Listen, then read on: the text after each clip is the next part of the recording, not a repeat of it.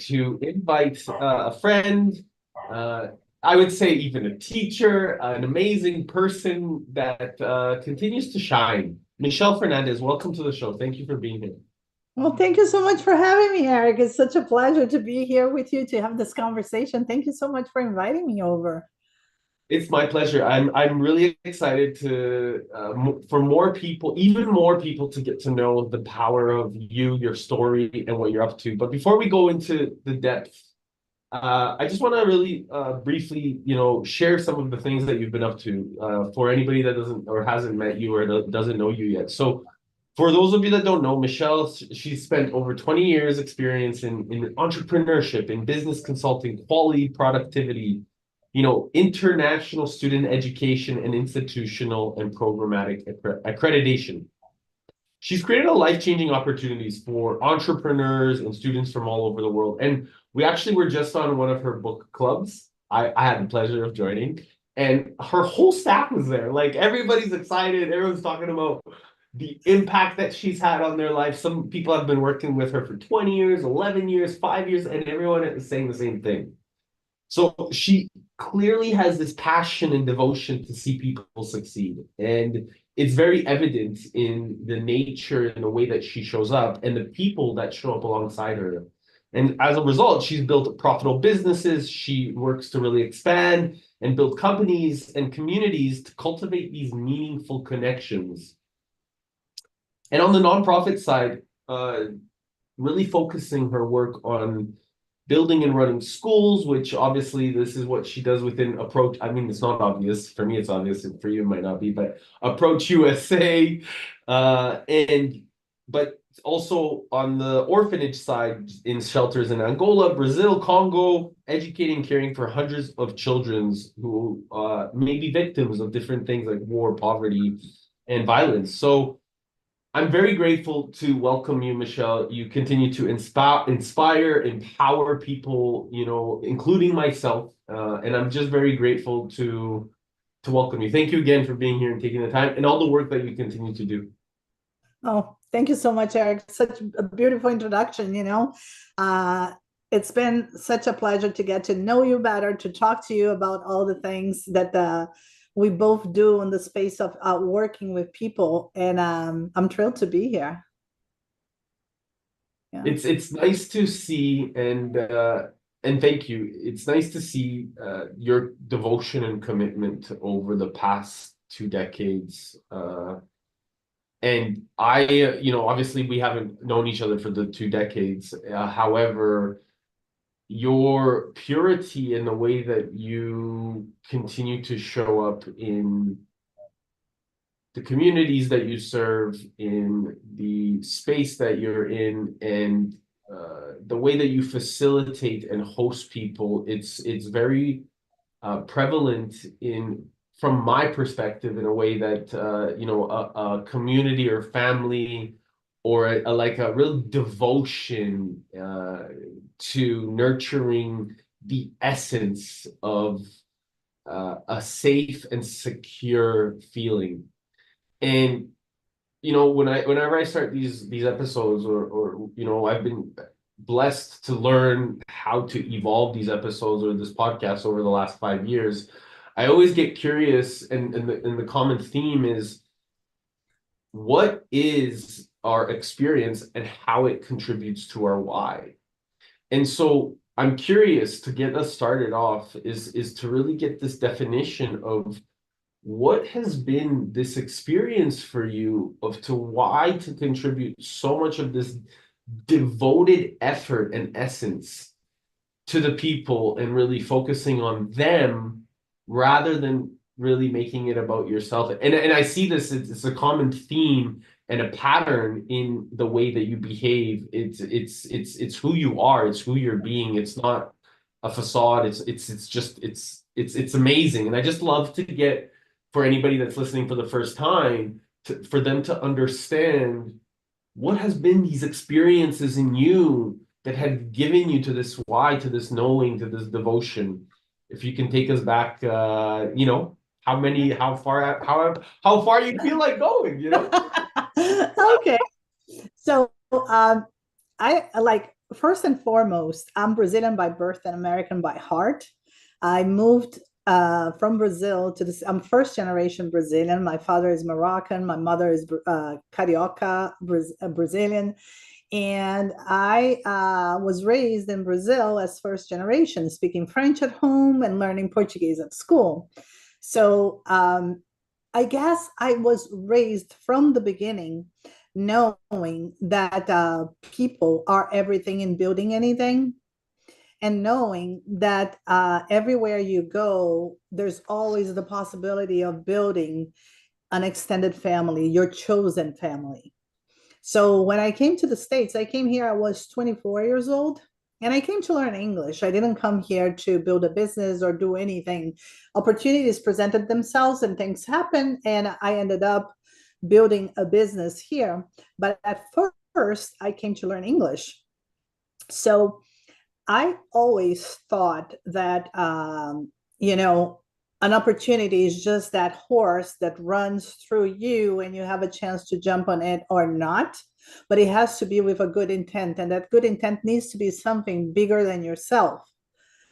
And for some reason, I discovered way back then that my mission has been, and it was then, to create life-changing opportunities for people. That's what moves me, what ticks me, what makes me get up in the morning, what gets me excited. You want to see me happy is I see that I was able to do a simple thing that made a big change for someone, that created a big change for someone, that really opened up other doors for people. So 20 years ago, when I built my first business, I decided to call that business Approach International Student Center, and that's a school.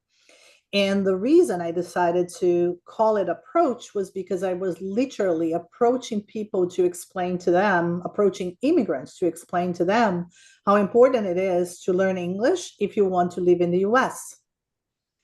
And the reason behind it was, if you do speak the language, you will get inserted into the culture, you will live in this country, and you will have more opportunities.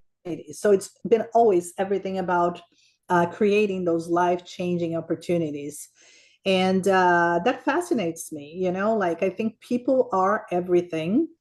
And it doesn't matter if one will think that people are difficult, people are hard, people are a lot of work.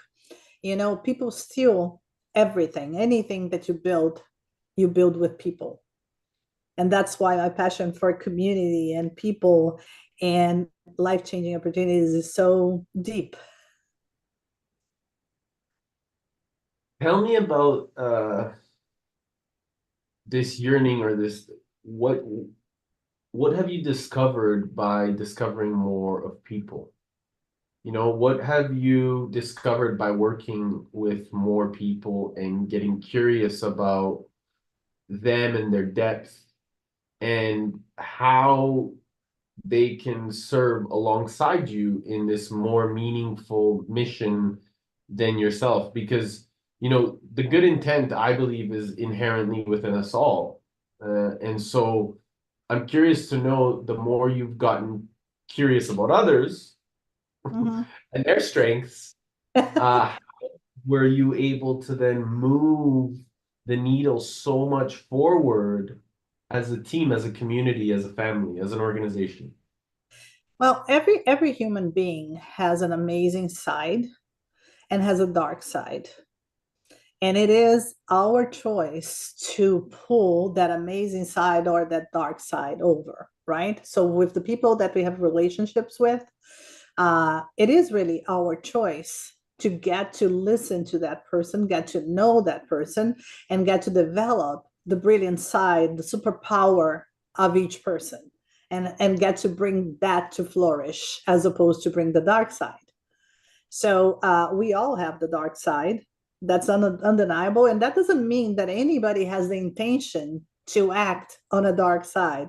But sometimes, like, some people have the power to just go there and poke the finger on the things that really don't work and destroy other people, and really, So I think that the focus, what I would say is, like, the focus is always like, what's the superpower, What's the superpower of each person that I know, that I relate to, and how can I help that person develop that superpower even more, develop my superpowers even more in a way that is positive, that is collaborative, that is that we grow together.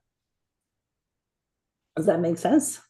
Yeah, of course. I'm hearing too. It's like there's this saying in the past that it's probably not the same saying, but essentially, if a man or a woman are unable to calm themselves or be able to express themselves with that darkness, it makes them unable to kind of go out into the world and make things happen and do things.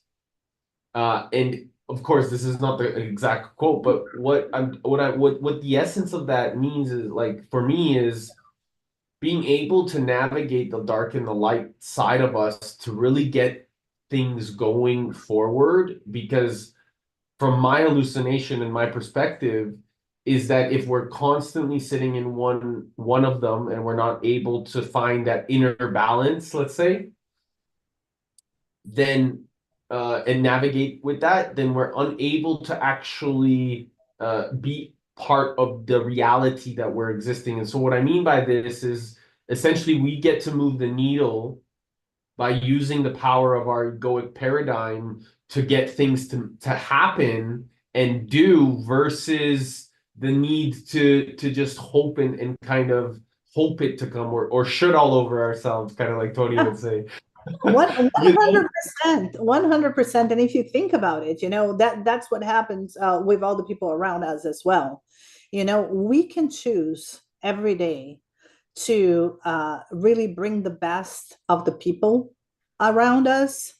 So a very basic principle that I think about every single day is, how would I treat this person if I knew this is the last day this person will be leaving?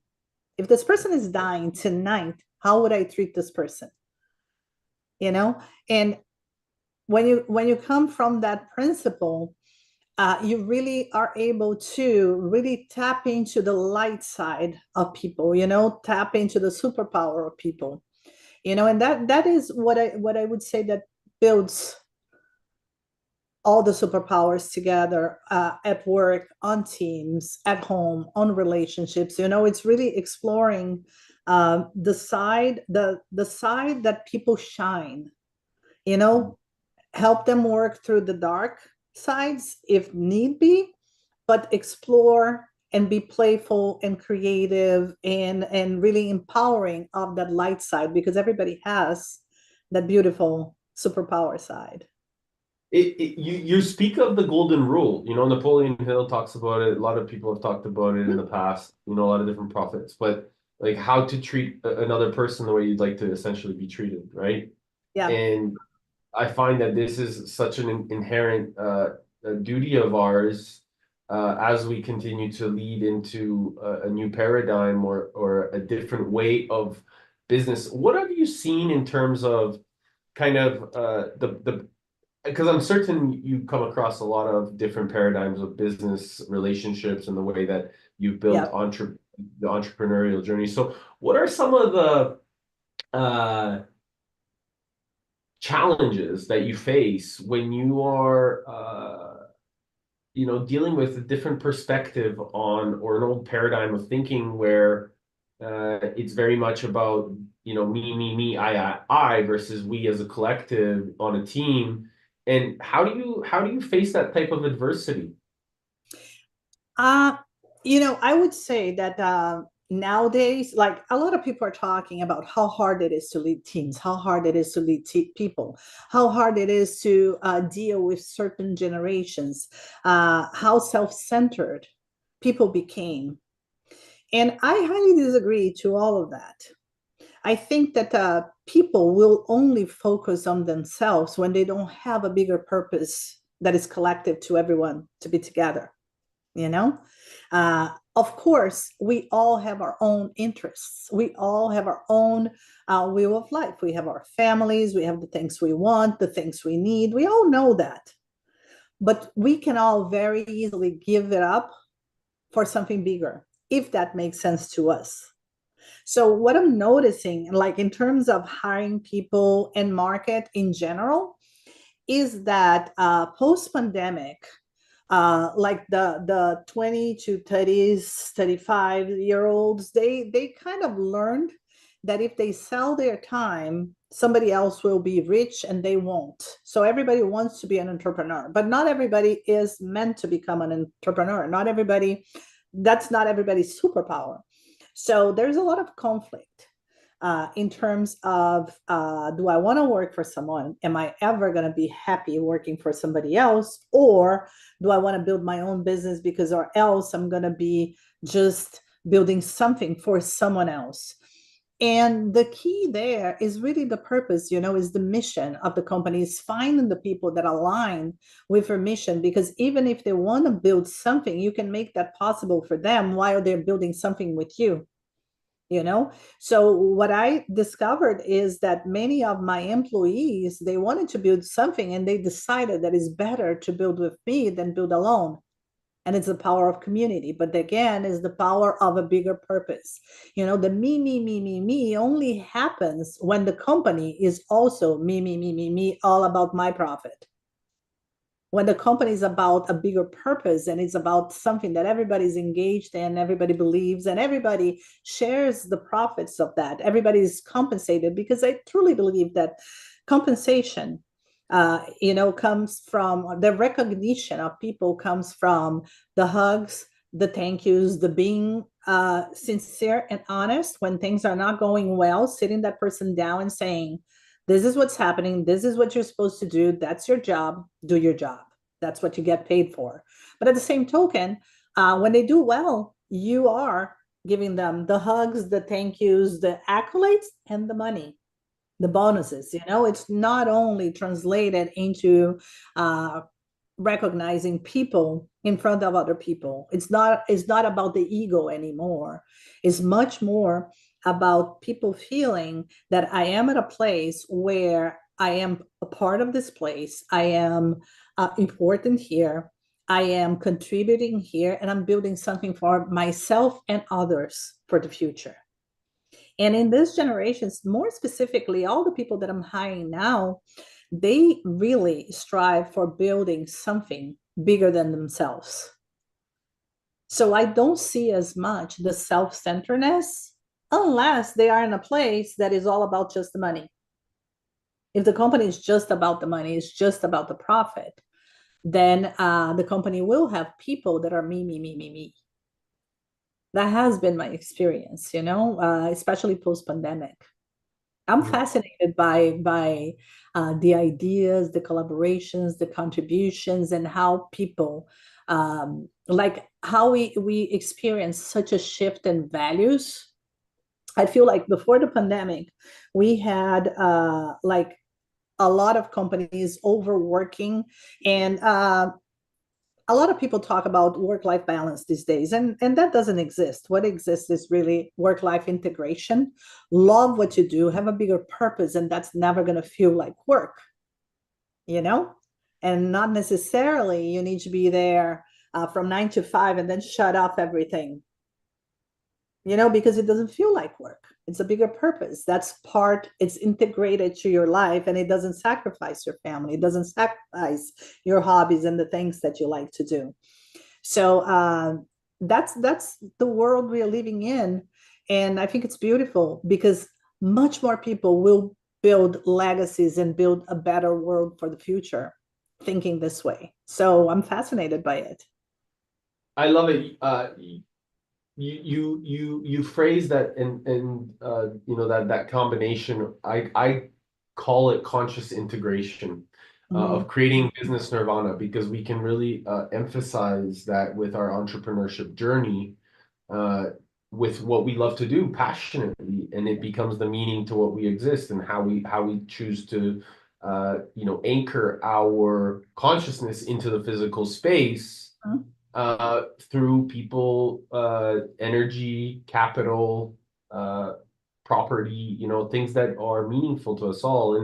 And I think that there's something that I wanted to touch on. You mentioned the components of profitability and people. Mm-hmm. So there is an element there where, maybe in some communities, profit is a bad thing, or, in other communities where profit is the only thing. Mm-hmm. And that natural occurrence of harmony, Mm-hmm. of really being able to be abundant, and to be abundant, not just in the way that, the bottom line of the P&L statements, but really focusing on the abundance of the community and that nature to come through so that it's all in harmony. Mm-hmm. Nature shows us that this is possible. And old paradigm tells us that, more for me, less for you, or scarcity versus abundance, let's call it, or, so in business, what I like to call business nirvana or integration or things like this. uh, why is it important for more of us, even more of us, to think in this term of abundance and what's possible versus what we've been conditioned for such a long period of time to think that there's not enough?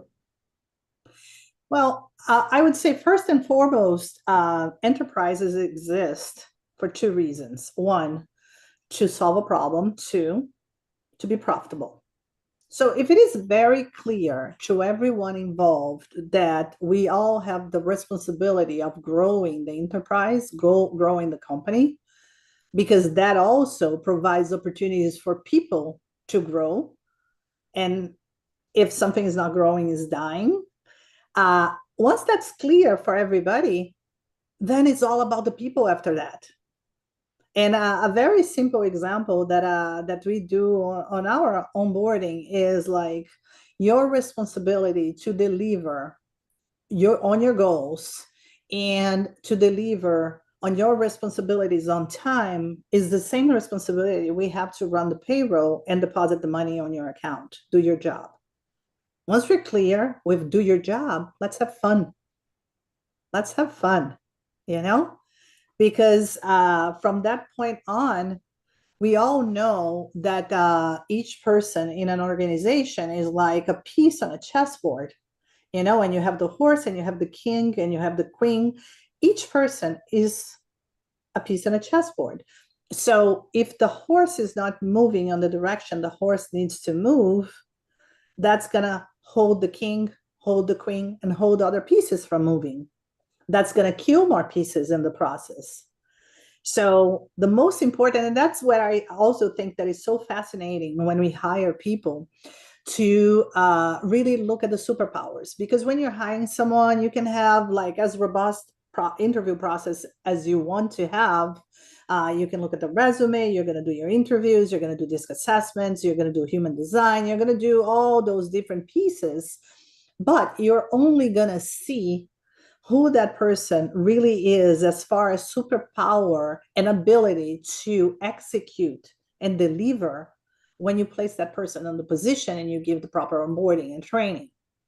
So a person might have the superpower of sales in a certain organization and not have that superpower organization, because organizations, different cultures, different leadership styles, different goals. So hiring someone, putting in a position, and then having the ability to change and say, you're not going to be the horse anymore. Now you're going to be the queen, you know?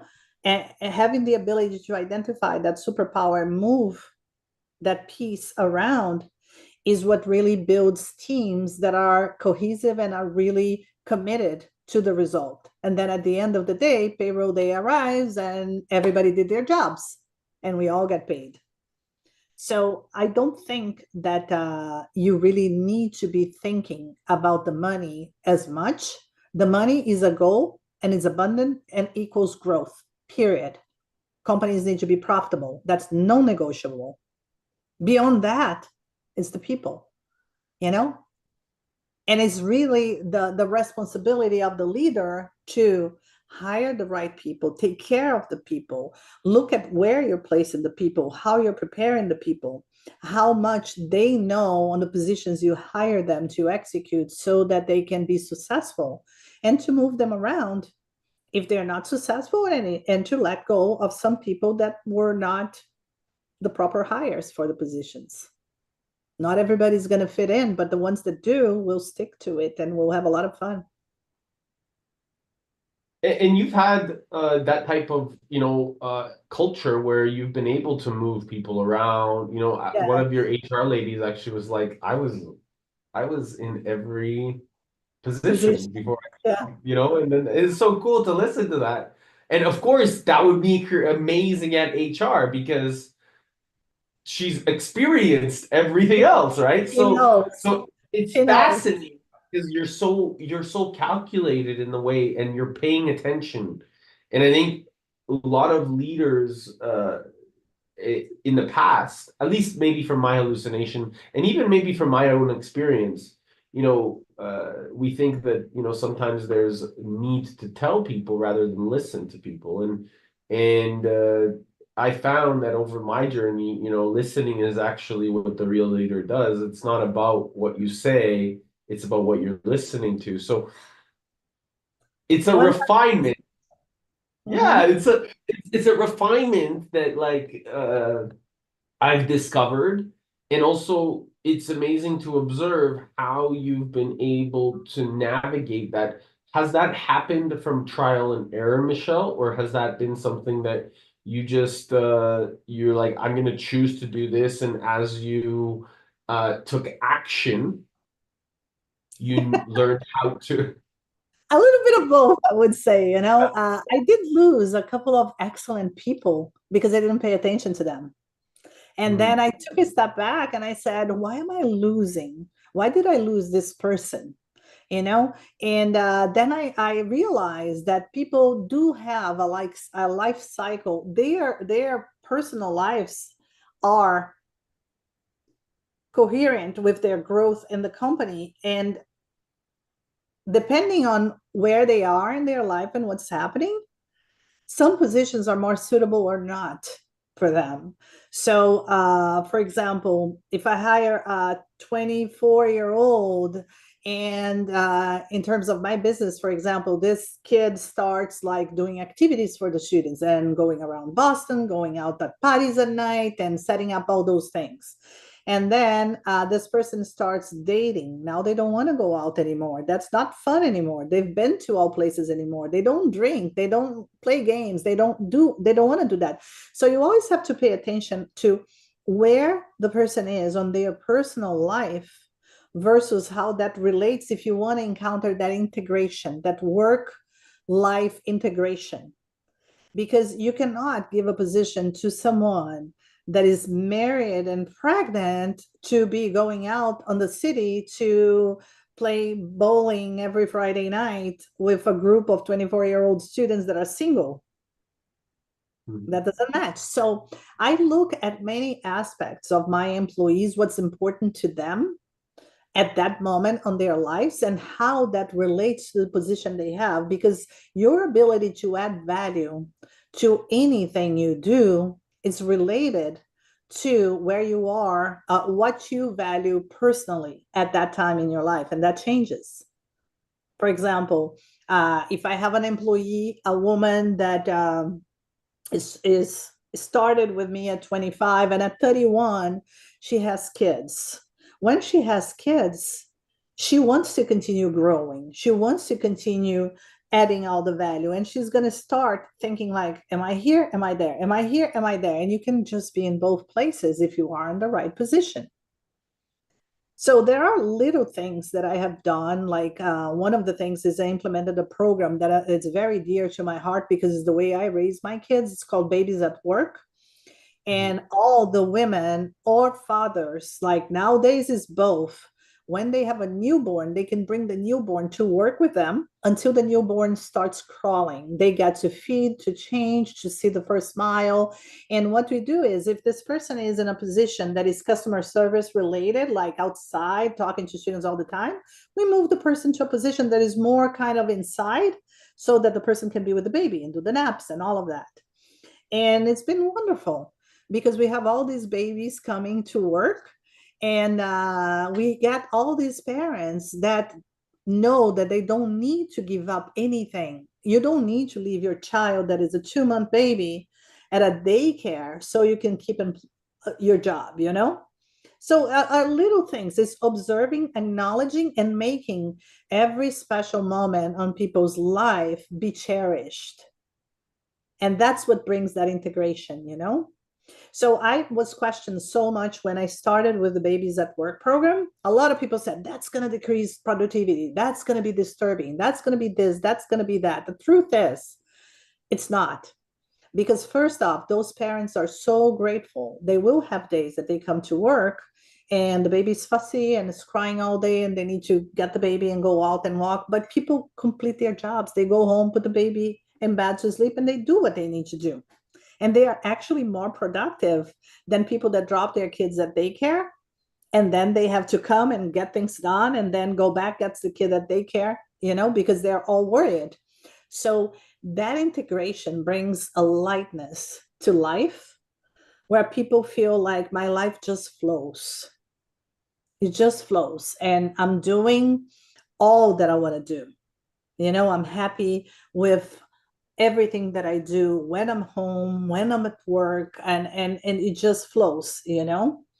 And that comes from looking at this second layer. The first layer is your abilities, your skills is very like squared up interview process to hire someone. But then the second layer is once that person got into that position, what's going on in this person's life? You know, it's like getting involved to know and observe.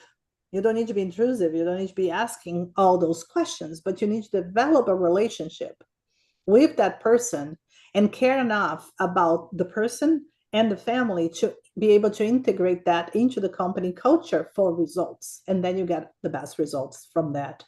Does that make sense to you? Absolutely. And I'm hearing so much wisdom is profound, like uh, flexibility, you know, where people don't need to take sacrifices so that they can actually not be stuck in their head and dead. They could live in their heart and thrive. Yes.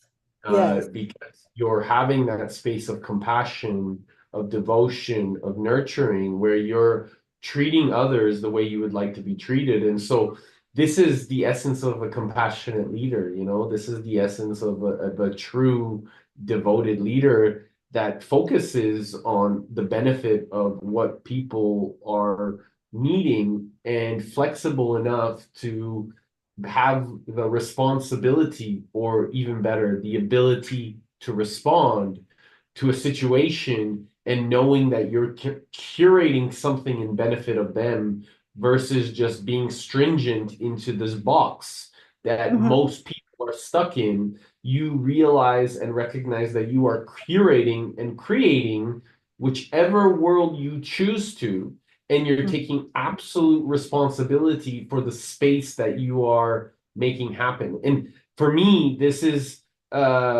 so profound and beautiful to listen to, because if I noticed, like, I mean, I've watched my parents, you know, work. I've you know, I went to university. I worked in those experiences, and I believe, like, when I worked in a corporate culture at an accounting firm, I after 3 months, I didn't care how long I was in school, I quit. Mhm. Why did I quit? Because the corporate culture put me in a box and didn't allow me or get to know, even though throughout university I was doing all these amazing things, and they were attacking me or wanting me to come into the firm. And then when I got to the firm, they put me in a box. And I said, Mhm. no, I Mhm. don't care how long I've been in school, and I don't care if you're not validating the fact that I want to grow and develop. and you're Mhm, thinking that I'm going to be like everyone else, and you're not paying attention to the relationship, then mhm. I don't want to be. I'll go figure out something better.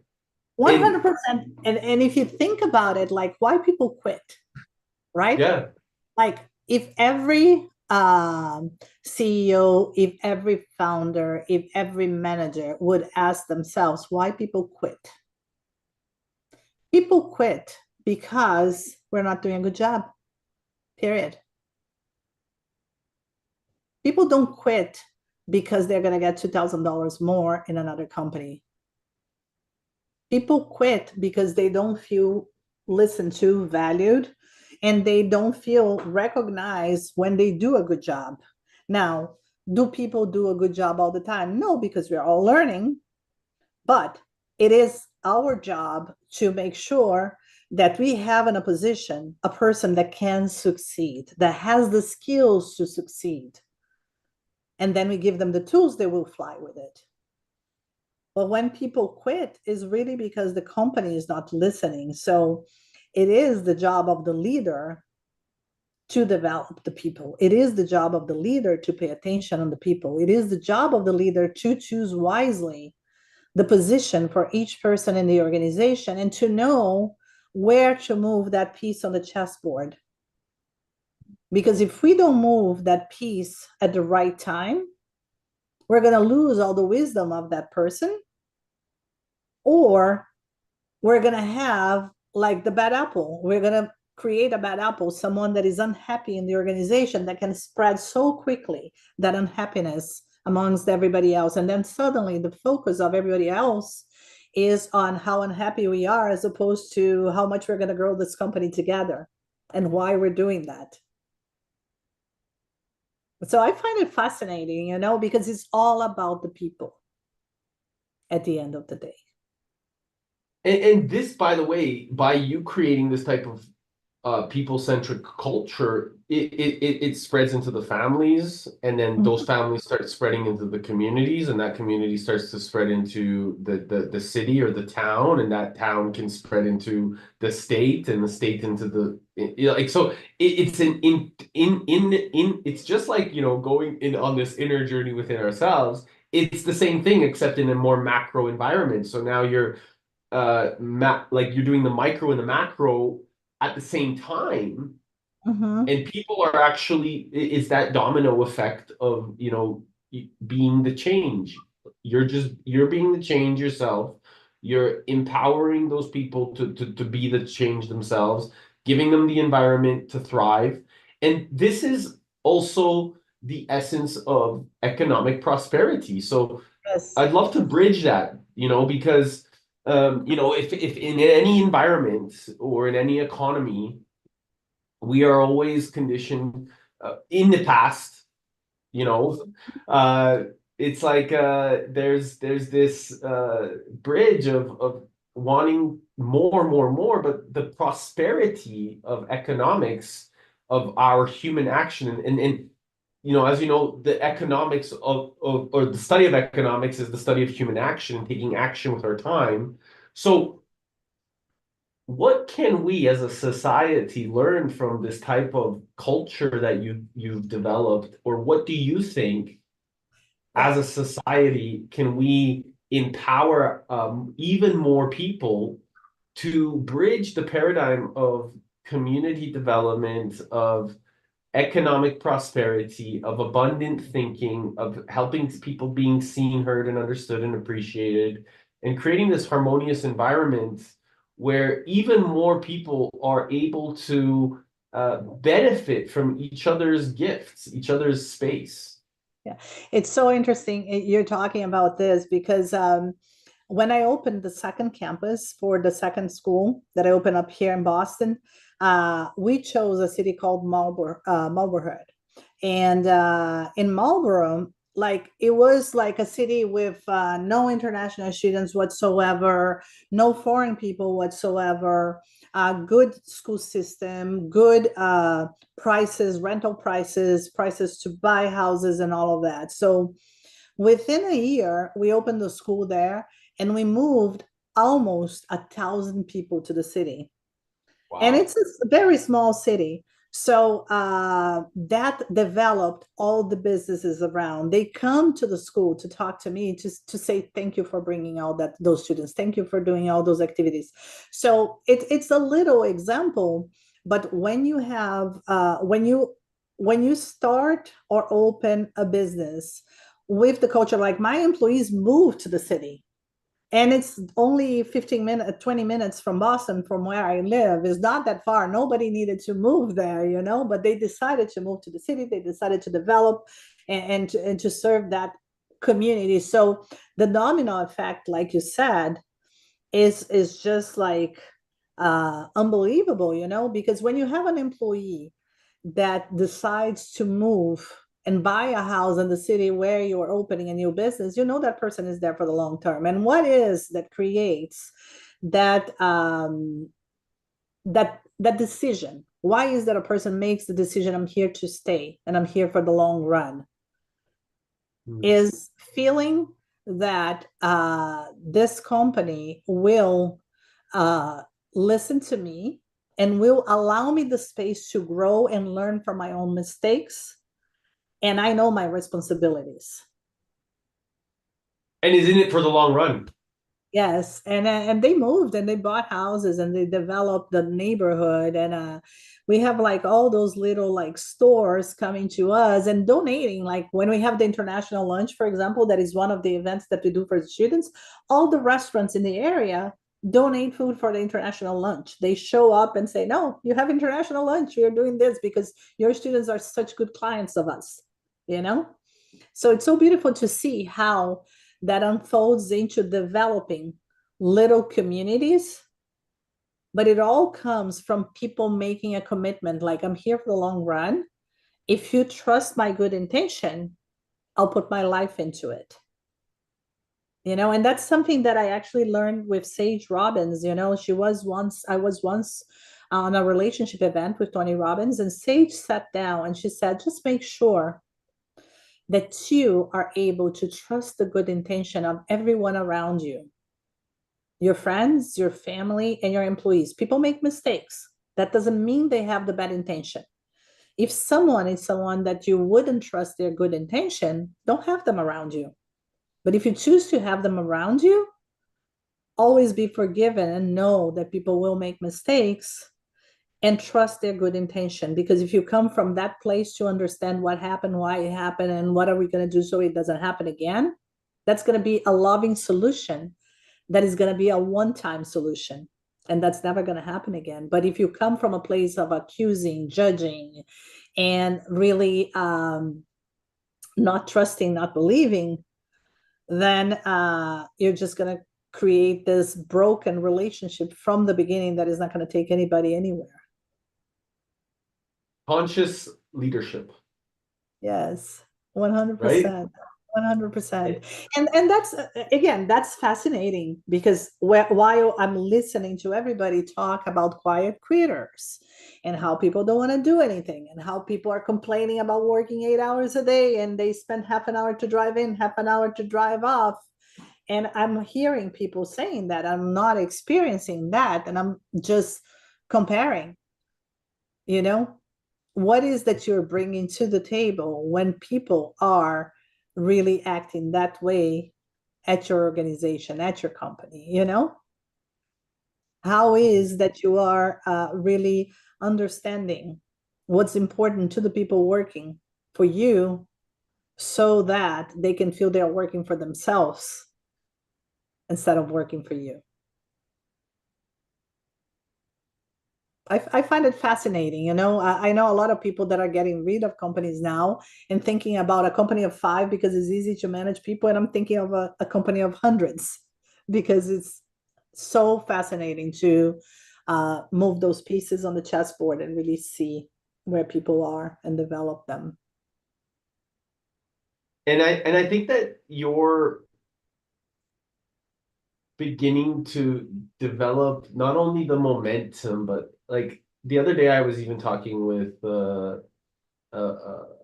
friend who is one of our Plat members, and she wants to do a school for youth. And I was like, you need to contact Michelle. You need to connect with Michelle, because you don't need to do this alone anymore. Michelle has built the infrastructure you can really develop, and you can just, and I was like, you guys need to get into contact together.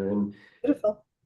And I really find, because of this nature that you've created and curated already, you're going to continue to attract even more partners and support. And that's because of your devotion. And so I just really want to acknowledge that, because I have observed and gotten to know you over the years, and I'm very grateful that I get to. I told you the other day, I'm very grateful that I get to be alongside you on this journey. You know, it means a lot to me. I'm very inspired by you, and you're just a really lovely person. You know, your energy, your kindness, your genuine nature is beautiful to observe, and the way that you truly see people, you truly take the time to get curious about them. It's what, you know, what really is more necessary in today's day and age. It's really Mhm. more necessary in today's business world. From my perspective, you know, there's a lot of uh, things that I even got pushed away from in communities and developments, because I had these big ideas or these big expressions or this big energy. Uh, And so I said to myself, fine, I'll create a space, you know.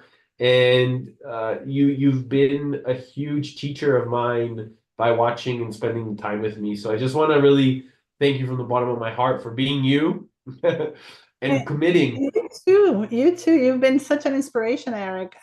Listening to you and the piece and the, how you really piece things together and what you really put as important on everything you're doing. It's been so wonderful, to get to know you better and to listen to your ideas, and how you put them together. Yeah. Thank you. And you know, it's exciting times coming forward. I have a question before we go, and I know we have only a few minutes left. What are your thoughts on decentralization and Bitcoin? So I have two sides of it. Okay. Please, yeah. I have one side of me that is totally like, I love technology. I Yeah. started my career as this gig kid. My first job, I was like 20 years old working at a consulting group with 45, 50-year olds. And I was the kid behind the computer. So my first computer that I used and worked with was a CP500. I don't know if you Hmm. ever heard of it. We had like discs that are this big, and I was like a kid. I saw the first Mac coming up. So I have a fascination for all things technology. So I do have a fascination for blockchain and Bitcoin and AI and all of that. But at the same token, I have something that I value the most, that is create life-changing opportunities. So when I think of Bitcoin and I think of ways to create value to people, I think I always focus on developing an economic system that really creates jobs and puts people in there. And I'm completely honest, I haven't pieced those two together yet. How can Bitcoin benefit putting more people together and getting more people to be developed, because it's such a side of technology and decentralization that I haven't put those two pieces together, but I'm very curious about it. And I got more curious talking to you than anybody else, So I'm learning. I'm learning about it. I don't have an opinion per se at this point that I would say, Eureka, this is how, I haven't gotten to that point yet, but I'm going towards learning more. Well, I'm excited to tell you or share with you more of what have been the updates as we continue to curate and build. And I just really am grateful. It's like, I have to say thank you. I'm leaving to Fiji tomorrow thanks to you. And Yeah. I just want, everybody to really know that you have, so beautifully invited me to go, and I'm just grateful. And I also want everyone to know that the flights and accommodation were covered by the Bitcoin community. So this has been something that two communities have really come together to help me to go and appreciate. And you've been the central point of that, making that happen. So I just want to it's interesting how everything is coming together for a bigger reason and for a bigger purpose. And I'm just excited to continue to bridge the worlds together so we can make an even bigger impact as a whole, because that is really our collective mission, I believe. And if anybody, Michelle, wants to connect with you, get to know more about Approach USA, and I know we didn't touch enough about Baluarchi and what you're doing with the nonprofit, but I do believe we'll have a second episode that I don't like. I just want to seed there that we'll have with a couple special guests. So we'll talk about that on another episode. But I wanted to just how can people get to know more about you and the things that you're doing and just connect to find out more information? Yeah, they can look at my LinkedIn profile. It's M Fernandes, and I can just send you the link to post together. But they can look at my LinkedIn profile as Michelle Fernandes. They can look at the school, Approach International Student Center, and the website is approachusa.org. They can look at the Instagram for the school, which is approach_USA. That's the handle. To take a look at the nonprofit work, they can look at Baluarte Congo, and I'll send you the spelling because that's difficult for Americans, but it's the handle is at Baluarte, is BALUARTE Congo, and they can see our kids there, and then we can talk more about it in another episode. Yes, I look forward to it. It's going to be a really great episode. But I'm gonna, yeah. Last question. If you had Yes. 3 days left to live, what would you do? I would spend time with my family, number one. I would make sure that all the people that work for me is taken care of. And I would make sure that I leave documented everything that can benefit, that I have learned to this point, that can benefit the world. Thank you so much for your time, Michelle. You're Appreciate you. welcome. Thank you for having me, and thank you so much for everything, Eric.